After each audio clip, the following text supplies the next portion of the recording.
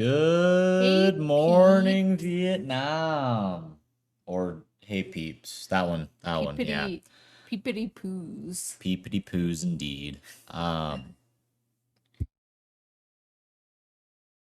in Vietnam. we are too in Vietnam. No, actually, we are currently sitting in our slightly echoey, uh, what is this? An apartment? No, I know it's an apartment. What room are we in right now? Computer room, since it's not a dining room, I guess.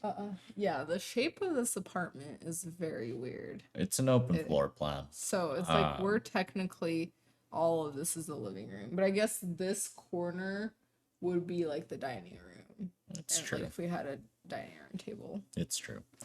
Um, so what are we talking about today, babe?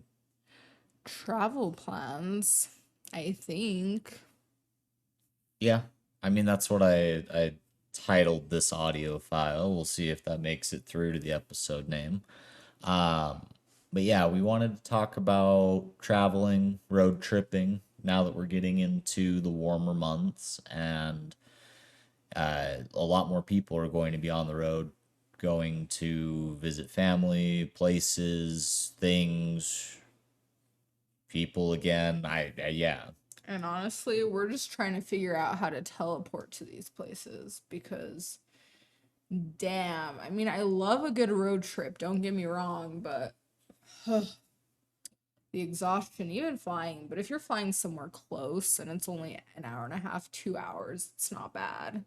See, and my cheap ass was thinking you meant because of the price of traveling. Oh, I mean, that is part of it, Yeah, but yeah. But exhaustion. there are ways to I'll mitigate spend that. my last penny for comfort. That's true. That's true. But there are ways to get around it. For example, we just recently signed up for a hotel rewards program, World of Hyatt, Hyatt. Hyatt. I'm just kidding. It's Hyatt, Um, like Wyatt. this is not an official endorsement, but they're pretty decent. Uh, and we stayed one time. We already have an offer for a discount on a future reservation, and I got reward points. So eventually we'll be able to get free nights, and I think they might also do like cross promotions, so we might be able to get free flights through certain airlines too. Yeah, that's pretty cool. And then like Hyatt is like a pretty mid-level hotel. Like obviously it's not the Four Seasons, but it's not like Motel 6. So Don't knock Motel 6. it's pretty good. I mean, I'm just gonna say I love traveling. I mean, the process of traveling, not so much, but seeing new places, trying new things, eating new food, like I love that aspect. But I do want to say that I am weird about hotel rooms, even Airbnbs. Although the Airbnb we're at in Portland, I actually was pretty comfortable in. But hotels, I just feel weird about sleeping in a bed that thousands, probably even more than that, people have slept in. Yes, they wash it, but how well do they wash it? The stuff never smells clean. Also, with the towels, the couch, I'm like weirded out about, like putting my body on it. So I'm like, but I want to get a good night's sleep on vacation. So there's Yeah. ways to mitigate that though. I mean, next time when we go and travel and stay at a hotel, we're gonna bring our own blanket, our own sheets, just so we can be comfortable. Yeah. But yeah, Absolutely. Always an option. Another thing that we do that we actually just saw a review about like 5 minutes ago is just take your own towels. There's no point in using the that cheap too. ass ones that the hotels have, honestly. They're never nice. Like the towels are never nice. That's I that's that's not true. I mean that's not At true. 4-star hotels and above, they're pretty decent. Maybe even more than four star hotels, but the towels they use, like, okay, it's not even like it doesn't smell, have that fresh scent. It's like rough. It's like it's just horrible on your body. And when I get out of taking a nice shower, I want this nice soft towel on me. I did stay at a hotel once with my mom, called Zermatt hotel or Zermatt Resort, and it's like here in Utah, the beds, I actually felt very comfortable. Like the beds are super nice. Um, Everything was just really nice. It's like a European style European. European style hotel. So it was nice. They had a European buffet. Why are you laughing? That's what you say when you walk in and somebody's taking a leak. European. So Ah, funny. But yeah, that was actually the first time I was able to get a great night's sleep in a hotel. It was like thick mattress, it was comfy. It was a little more expensive, but like so like it was nice. I don't remember the towels though, and yeah, I don't. But it's yeah, it's in Midway, Utah. it's in Midway, Utah. I believe it's owned by what is that, the Swiss flag? Yeah, I think so. I think it's I owned think by a it is Swiss like a company. Switzerland, yeah, Switzerland sort of resort. Yeah, it's a resort. Yeah, yeah, yeah. Um, Oh, yeah, Swiss inspired architecture. Look at that. But yeah, it's pretty cool. I want to go stay there too. yeah, we should. I Yeah, mean, even for like a weekend trip, it wasn't as expensive as I thought either. And it's 4-star hotel. it's true. Yeah, that's what we were talking about. It's true. Um, But but so kind of back to travel and safety kind of things a little bit. Um, so we do road trips a lot. We want to start flying more, but shit's expensive. Uh, when we do road trips, there are a few things that I like to do to make sure the car is good. Uh, First, we always try and get an oil change pretty recently before. That way we know that the oil is good. So I think we had just had our last one like 2 months ago, I think it was, 3 months or ago. maybe it was 2 months Yeah, ago. But I don't know. yeah, We or still have just like like 4,000 yeah, miles just in a getting few that months. maintenance like all Um, around. yeah, Like I get mean the basic maintenance the basic before maintenance you go. beforehand. You can ask a lot of places while you're doing an oil change to also do an inspection for you. That way you don't have to do it. You can have an actual mechanic or service tech do that inspection for you. That way you know your car is safe and good to go. Um, and good tires. Oh yeah. Especially like with like road trips, like going through different states. I mean, a lot of the time you're going through mountains, through canyons, like you got to have good tires. And then especially if you are traveling, in the winter, that's very important. So I totally agree with that. Also be prepared. I mean, that's for the car part. Just do that basic maintenance, and then be prepared to spend quite a bit of money on gas. I don't think people really think about that. No, And I mean, each time I'm kind of shocked, but you're filling your, especially if you're going further away, you're filling the gas quite a bit. So if you can get a good deal on flights, try and do that instead. But oh, absolutely. don't just be like, hey, like I'm traveling to um Portland from Utah and I'm bringing $100 for gas. Like, No, no, no, no. no, So that's not a thing. Portland to, or sorry, Salt Lake to Portland and back in our car, I think cost us $230 when we did it. Um, but then on the other side of things, now that gas prices are lower, It was only 230. I mean, that's still a lot of money, I mean, it but might have been like 250, 280, but I mean, even still, to get that far and back, plus we drove around quite a and bit. our car is good on gas too. Our car is good on gas. Like, Highway now, actually, since we got our new tires, we've gone up to like 28 miles combined. yeah. And on the highway, which is what road trips primarily are, we get Yeah. like 45 Yeah, plus. and we have a RAV4. So plan responsibly. There's some cars that like just guzzle that gas. Yeah, you don't want to take an F-350 on a road trip. You're not going to have a great time gas wise. But nowadays, a lot of cars have really pretty decent gas mileage, like at least 25. So you should be pretty good overall. Yeah, Um, but and yeah. and then make sure you've got a spare tire and Hmm. all of the stuff to change that spare tire. That's a good point.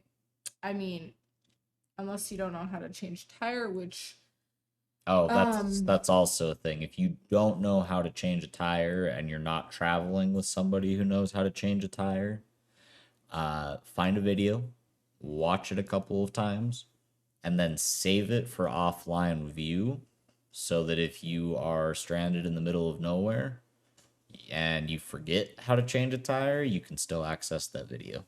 and these things can happen. So I was gonna say, like, okay, if you don't know how to change a tire, at least make sure you have some sort of like roadside assistance. But if you are in the middle of nowhere, that's not gonna help you.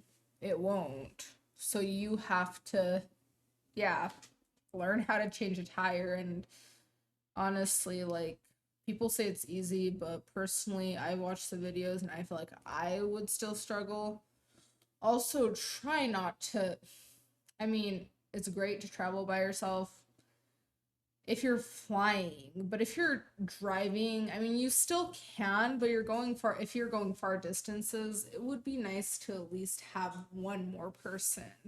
It's true. And it's safer, especially if you're a woman. Sadly, we gotta be a lot more careful than men. Um, but yeah, that's a good point. But for the car, that's pretty much it. Like, what to keep in mind. Yeah. During the summer months, during cooler months like fall, spring, or like early spring, late fall, winter time, you always want to keep at least one blanket in the car as well. Yes. If not, a couple and a hoodie.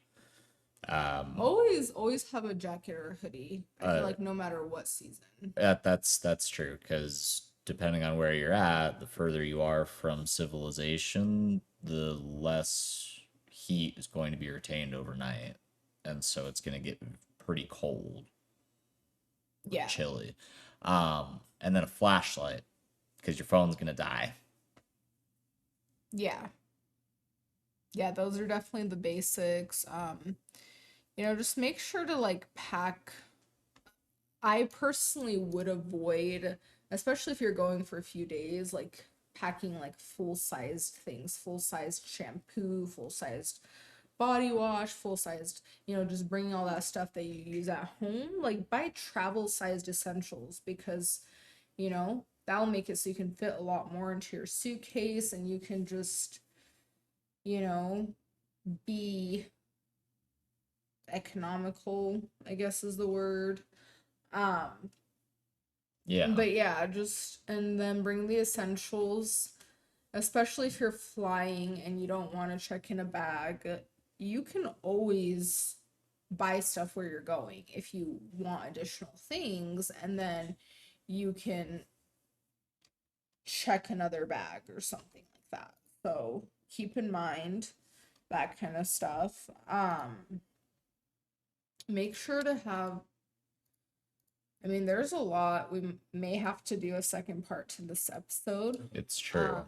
It would be a good idea to, for example, you can get sick when you're traveling. You can get hurt when you're traveling. So bring your insurance card, I mean, you're obviously probably going to bring your debit card, but like have that stuff on hand so you can find a place. For example, call the number and find a place near you that's in network. And then give the insurance card and make that process a lot easier. Um, what else? I, mm, well, so, mm, uh, mm, Bah. and then Brain and then fizzle. Sorry. another thing that we like to do, well, I like to do, before you go, check the weather along the route that you're taking. Um, if especially during season changes, or if you're going to be traveling through the mountains, which if you live anywhere in the western United States, you really can't avoid it. Um, check the weather. There was a time when we went to Denver for a weekend and came back along I-80 and ran into such a severe storm that I had to pull off and we had to get a hotel for the night. And looking back, it's a good thing that I did, because at the rate that I was able to drive, it would have taken me 6 hours longer than it was supposed to, and it would have been white knuckle driving the entire time. They might have actually shut down I-80 for the night after we stopped. Yeah. It got pretty sketchy. Yeah. No, that's yeah. Good points all around. One last thing that I kind of want to mention is always make sure to let someone close in your life know where you're going, when you leave, when you're coming back. And before Um, you get there, let them know when you plan on getting there, so that if it yeah, takes too long, they know that something is wrong. yeah, just make sure to keep the people like that you want, like, that are close in your life that you want to know, like, keep them updated in the loop.